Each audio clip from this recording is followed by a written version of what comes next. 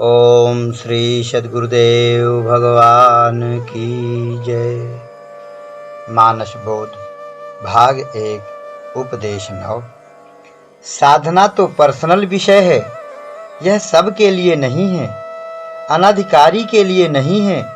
लेकिन आजकल इस कलयुग में यह भी आवश्यकता की चीज मान ली गई है कि भाई सब कोई कर सकता है। अब कहना तो सरल है पर करना बहुत दुर्लभ है। जो तीव्र वेग वाला साधक है, जिसमें स्पीड है, जिसमें वेग है, वह साधक इन सब को सफलीभूत करता है, उड़ान भरता है।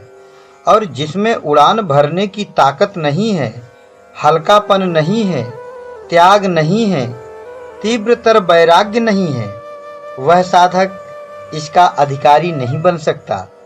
जैसे शुरू से ही जो लड़के स्कूल जाते हैं, उनमें से कोई कोई काफ़ी होशियार होते हैं, वे छात्र मास्टर के प्रिय बन जाते हैं, तो उन्हीं का नाम आता रहेगा, तो उसको एक हवा हो जाएगी। जो मास्टर बताएगा पकड़ता जाएगा, निकलता जाएगा, वह टॉप में जाएगा।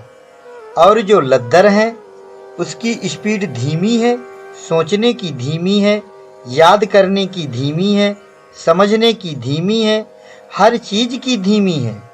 तो धीमी वाले के सामने बलात् मल विक्षेप आ जाते हैं, इसलिए धीमी है।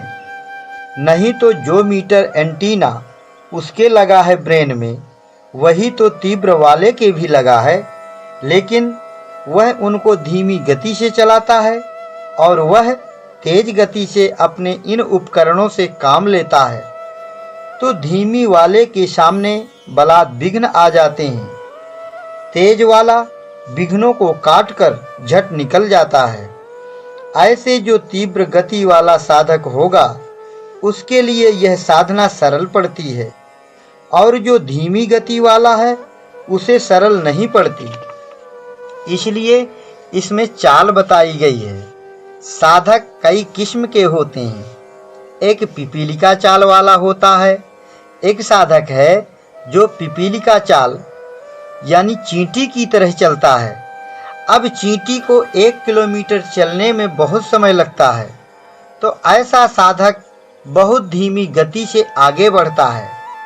ऐसी उसकी समझ है, ऐसी उसकी साधना है, ऐसा ही उसका सब कुछ है।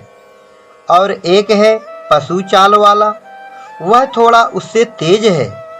और एक है विहंग चाल वाला, जैसे चिड़िया इस डाल से उस डाल में पहुंच गई, यह तीव्र गति वाला साधक है।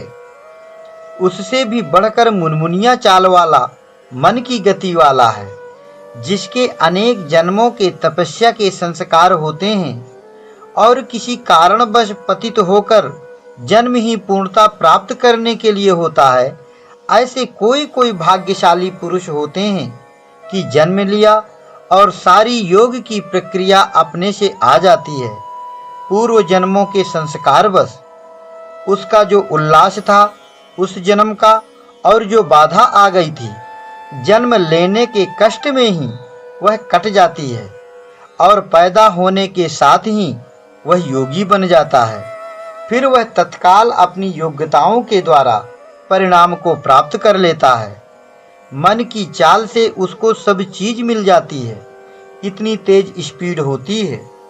इसलिए साधक को अपनी गति सुधारना चाहिए। अगर गति नहीं सुधारता तो साधना नहीं सुधरेगी। अगर गति तीव्र करता जाएगा तो बढ़ जाएगा। तो अब यह समझो कि योग कितने होते हैं। एक हठ योग है, जिसमें डॉक्टरी के सिस्टम हैं, जो साधक को क्या परेशानी है उसे दूर करने की क्रियाएं बताता है। और एक लय योग है। लय योग यह है कि हमें ईश्वर के प्रति लगन को बढ़ाना है, लगन तेज करना है, बार बार उसी में जोर देना है। और एक निष्काम कर्म योग है। यह एक और तरीका है। इसमें है कि हम कामना का त्याग कर दें। काम हम सब करें, लेकिन परिणाम की अपेक्षा न करें। कर्तव्य हम सब करेंगे, लेकिन परिणाम नहीं चाहते। हम निष्काम भावना से करेंगे। हम झाड़ू लगाते हैं लेकिन झाड़ू के बदले कुछ नहीं चाहते। हम भजन करते हैं लेकिन भजन के बदले भगवान से कुछ चाहते नहीं। हम न खाना चाहते हैं न पीना चाहते हैं, कुछ भी नहीं चाहते। यह निष्काम योग है। इसमें जो कुछ भी किया जाता है तुम्हारी भक्ति में शामिल हो जाता है। और जो तुम सकाम करोगे, सकाम ध्यान करोगे, सकाम भजन करोगे तो वह माया बन जाएगी। क्योंकि इच्छाएं तो तुम्हारी बंद नहीं है, लीकेज तो तुम्हारा चल रहा है, तो पुण्य रूपी पूंजी इकट्ठी नहीं होगी, इसलिए इसका बीटो नहीं बनेगा। तो दो चीज है दुनिया में, एक प्रवृत्ति मार्ग, दूसरा निवृत्ति मार्ग। प्रवृत्ति मार्ग वह है जिसमें भजन करके खूब ऐश्वर्य कमाया, तपस्या करके वैभव कमाए, बड़े हो गए और मरे तो फिर नरक में चले गए उसका भोग करने। फिर तपस्या किए, फिर कमाए, फिर भोग किए, फिर नरक में गए। तो यह सर्कुलेशन में आ गया, संसार में आ गया। यह प्रवृत्ति मार्ग है। और निवृत्ति मार्ग वह है कि हम सब कुछ करें और चाहें कुछ नहीं।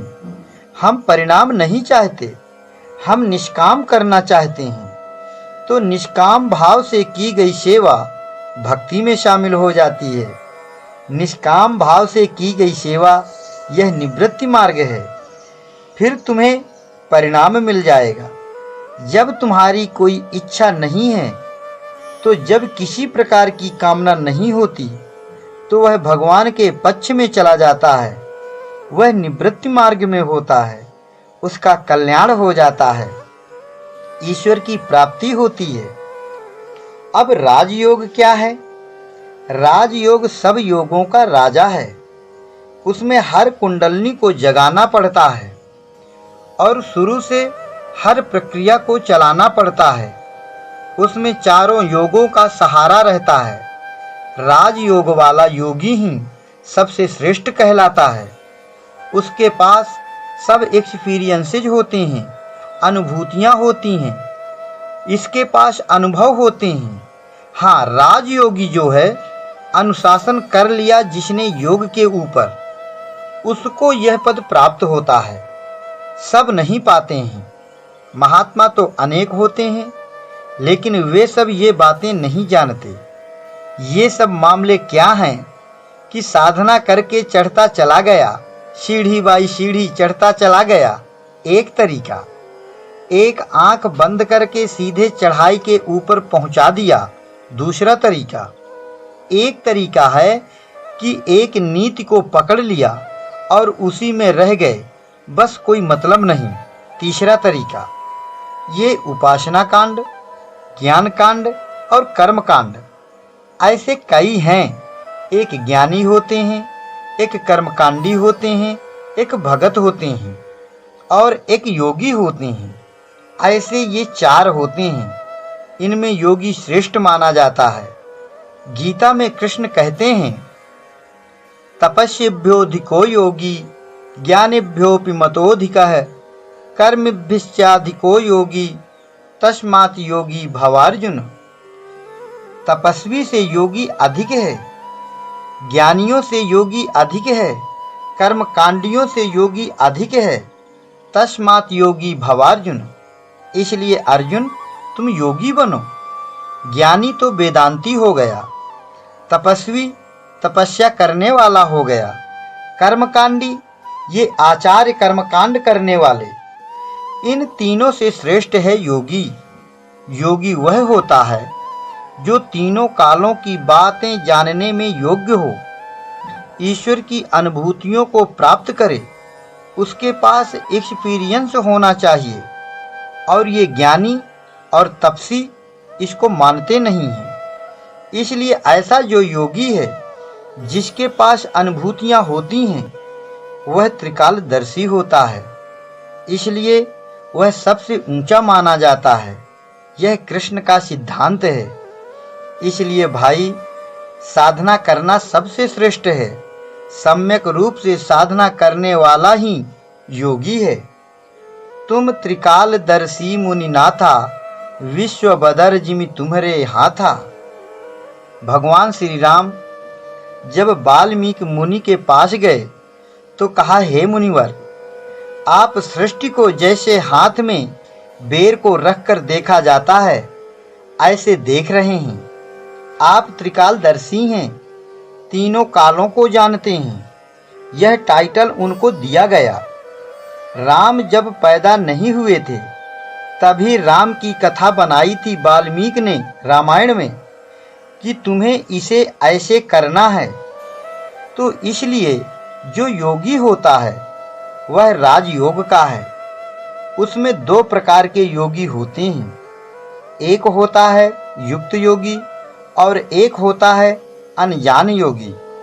अनजान योगी जो होता है वह जब पता लगाएगा तो उसे पता लग जाएगा कि फ्यूचर में ऐसी घटना होने वाली है, और युक्त योगी जो है उसको वही शब्द निकलेगा जो उसे कम्युनिकेशन से मिलेगा। तो पहले युक्त योगी के लेवल पर जाएगा, फिर वह अनजान योगी होगा, और ये दो धाराएं मिलकर एक हो जाएंगी, तब वह राजयोगी कहलाएगा। ऐसे ये शाखाएं चलती हैं। इस प्रकार इसमें 3 प्रकार के महात्मा होते हैं, एक शून्यत्व वाले, एक भावत्व वाले और एक पूर्णत्व वाले। पूर्णत्व वाला जो होता है वही लास्ट वाला होता है। शून्यत्व और भावत्व पहले उठ जाते हैं। इस प्रकार इसमें कई तरह की व्याख्याएं हैं। ये टाइटल हैं, डिग्रियां हैं जो पहुंच वाले महात्माओं को मालूम हो जाती हैं। उनके अंदर इनकी लेवलिंग होती रहती है, कहाँ हैं, कितने हैं, क्या क्या हैं। अब आजकल 2-3 ही महात्मा हैं बस, और कोई नहीं ऐसा मिलता है। कहीं आत्मा की कोई क्षति हुई है तो पता हो जाएगा कहाँ कैसे आत्मा एडजस्ट हुई है, उसका मिलन हुआ। ऐसे ऐसे अंतर जगत में ये कम्युनिकेशन होते रहते हैं।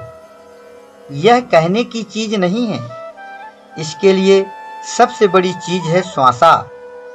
यम, नियम, त्याग, मौन, देश, काल, आसन, मूलबंध, देह की क्षमता, नेत्रों की स्थिति, प्राणायाम, प्रत्याहार, धारणा, ध्यान और समाधि। ये 15 अंग होते हैं। इनको सांगोपांग ढंग से साधक को लेना चाहिए।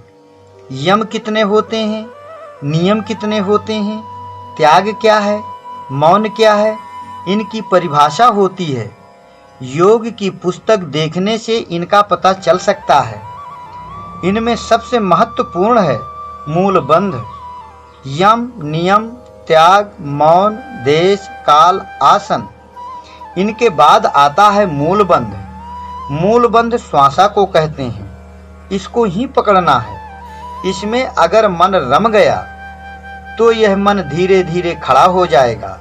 मन जहाँ खड़ा हुआ तो फिर पूरा काम हो जाएगा। मन रिकॉर्ड है पूर्व का बनाया हुआ। जो रिकॉर्ड है अंतर जगत का वह सब जलकर भस्म हो जाएगा। मन को खड़ा होना चाहिए। तो इसके लिए श्वासा का जाप सबसे सरल तरीका बताया गया है। 4 वाणी हैं, बैखरी, मध्यमा, पश्यंती, परा। इन्हीं के अनुसार जाप होना चाहिए। ऐसे ही नाम आदि साधन भी 4 होते हैं, नाम, रूप, लीला, धाम। और 4 ही इनके परिणाम होते हैं, अर्थ, धर्म, काम, मोक्ष। और फिर 4 ये जो काल, कर्म, स्वभाव, गुण हैं, इनसे मुक्ति मिल जाती है। यही बंध हैं। फिरई सदा माया कर प्रेरा, काल, कर्म, स्वभाव, गुण घेरा। और भगवान है काल, कर्म, स्वभाव, गुण भक्षक और जन रक्षक। इस तरह से भगवान इनके अपोजिट विपरीत होते हैं। गुण स्वभाव त्यागे बिना दुर्लभ परमानंद। बगैर गुण स्वभाव को त्यागे परमानंद नहीं मिलता। इसको समझें खूब विचार करके और उस हिसाब से इसमें लगें तो महत्वपूर्ण मूलबंध है, और मूलबंध के सहारे ही यह सब साधना चलती है। इसको पाकर योगी परम प्रसन्न हो जाता है और सरलता हो जाती है, दिक्कतें उसकी दूर हो जाती हैं। जब सही एडजस्टिंग उसमें आ गई तो मन उसमें खड़ा रहता है और पता किसी को नहीं चलता। और जब हम बाहर साधना करते हैं, स्वाध्याय करते हैं, बाहरी ढंग लेकर जाप करते हैं और साधनाएं करते हैं, तो उसमें दूसरों की नज़र आती है। और जब हमको देखेगा तो देखने वाला कुछ न कुछ हमसे बटा लेगा। इसलिए श्वासा ऐसा प्रक्षुप्त गुप्त साधन है कि इसमें अगर हम लगे रहें तो कोई समझ नहीं सकता। जो देखेगा ले नहीं सकता, वह समझ नहीं सकता। हर प्रकार से यह शुद्ध है, इसमें सरलता है और यह काफ़ी मुफीद पड़ती है। इस साधना को ज़्यादातर महापुरुष अपनाते हैं और अपने गंतव्य स्थान को, अपने लक्ष्य को प्राप्त कर लेते हैं। इसी को करना चाहिए तो साधना बढ़ सकती है। अब बढ़ने की बात है तो हम अक्सर कहते हैं कि जितना तीव्रता से चलें। अब जैसे ध्यान में एक दिन बैठे, 2 दिन बैठे और तीसरे दिन कमर दर्द करने लगी तो सोचे कि थोड़ा आराम कर ले, तो गड़बड़ा गए। यही कमजोरी है। तीव्र वाले जो होते हैं वे कभी गड़बड़ी नहीं करते, नियम से समय पर बैठ जाएंगे और करेंगे। जितना ज़्यादा करेंगे उसमें और बारीकी आएगी। अब जैसे हमने अपने गुरु का चित्र ले लिया ध्यान में, सिर ठीक नहीं है, ऊपर भौं गड़बड़ हो रही है, मुंह ठीक नहीं आ रहा है, फिर गर्दन ऐसी है, ऐसे ऐसे पूरा देखता जाए। अगर सही नहीं आया तो संतोष नहीं होना चाहिए, विनय करना चाहिए। हे भगवान, हमारा ध्यान सही क्यों नहीं आ रहा है? बार बार करें। हे भगवान, मेरे पास कोई शक्ति नहीं है, मेरे पास जो कुछ है मैं हूँ, मेरा मन है, अंतःकरण है, वह सब चरणों में बार बार समर्पित करके जब अपने को संतोष हो जाए तब फिर मानना चाहिए कि आज हमारा भजन ठीक से हुआ। तो इस तरीके से जब लगन हो जाती है तो ऐसे ही होता है, फिर ऐसे नहीं होता कि नहीं हुआ तो नहीं हुआ। क्यों नहीं हुआ? हमारी अपनी कमी है। क्यों नहीं झुंझलाते? क्यों नहीं तीव्र अनुराग से युक्त हो जाते? क्यों नहीं हमसे हो रहा है? हम में कौन कमी है? भगवान, क्या मैं इतना गिरा हुआ हूँ कि आप मुझे उठा नहीं सकते? यह सब अनुराग भाव अपने गुरु के प्रति, इष्ट के प्रति होना चाहिए। रोना चाहिए, घबराना चाहिए, लड़खड़ाना चाहिए, तब फिर वो परमात्मा दयालु होते हैं, उठा लेते हैं, संभाल लेंगे, एडजस्टिंग दे देंगे। तो वह तरीका इस प्रकार से है। जब साधक ऐसा करेगा तब फिर साधक को बल मिल जाता है, क्षमता आ जाती है, उसके हृदय में नम्रता आ जाती है और वह अपने गंतव्य स्थान की ओर चलने लग जाता है। और जो ऐसा नहीं करते हैं, 10 नाम लिए और फिर छोड़कर चल दिए, थोड़ा मन लगा फिर मन ही नहीं लगता, तो कोई और कमी है। जैसे कभी कभी मन इसलिए भी नहीं लगता कि ये इंगला और पिंगला स्वर गलत चल रहा है, तो भी नहीं लगेगा। रात को सूर्य नाड़ी और दिन में चंद्र नाड़ी चलना चाहिए, यह जानकारी होना चाहिए। अब तुम रात को ध्यान में बैठो और बायां स्वर चल रहा है तो मन नहीं लगेगा। इस तरह से बहुत सी बातें हैं जो समझ लेना चाहिए, तब उसकी धारा ठीक हो जाती है। समझ करके अभ्यास करे तो कितना भी कमज़ोर होगा वह निकल सकता है। भगवान के यहाँ तो सब तरह के भर्ती होते हैं, निम्न श्रेणी का भी होगा, अच्छी श्रेणी का भी भर्ती होगा, भजन करने का तो सबको समान अधिकार है, लेकिन अपनी अपनी गति होती है। गति सभी के पास है। जो निम्न श्रेणी का है वह तीव्र गति पा सकता है, और जो तीव्र गति वाला है वह निम्न में आ सकता है। इसलिए गोस्वामी जी ने भक्ति को ज़्यादा महत्व दिया, ज्ञान को कम दिया, वैराग्य को कम दिया, भक्ति को ज़्यादा महत्व दिया। तो साधन में जितनी तीव्र गति है उसी का नाम भक्ति है। ज्ञान और भक्ति, इनमें भेद तो है नहीं। भगवान की जानकारी करना ज्ञान है, और जानकारी के पश्चात लग जाना, अब हटना नहीं है, यह भक्ति है। तो दोनों एक हो गए। ज्ञान ही भक्ति ही नहीं कछु भेदा, उभय हरहि भव संभव खेदा। अस विचार पंडित मोहि भजहि, पायहु ज्ञान भगति नहीं तजहि। दोनों एक ही हैं, उनमें अंतर नहीं। और अगर कोई इन्हें अलग करके कहता है कि ज्ञान अलग है, भक्ति अलग है, तो वह नहीं जानता। यह तो साधन सब एक ही हैं। ये ज्ञान, भक्ति, विवेक, वैराग्य तो विभिन्न प्रकार के उसके अवयव हैं, अंग प्रत्यंग हैं। जैसे गाड़ी तो एक ही है, चक्का अलग है, रिम अलग है, टायर अलग है, बॉडी अलग है। ये कितने पार्ट्स होते हैं, और इन सब का मिलकर नाम है गाड़ी। इस तरह से जितने भी साधन के अंग हैं, सबको लेकर चलना चाहिए। इस प्रकार से जो साधक साधना करते हैं और तीव्रतर वैराग्य लाते हैं और गति लाते हैं, तो वो भाग्यशाली अपने गुरु के लाल, अपने भगवान के प्रिय बन जाते हैं और सफल हो सकते हैं। हरि ओम। ओम श्री सद्गुरुदेव भगवान की जय।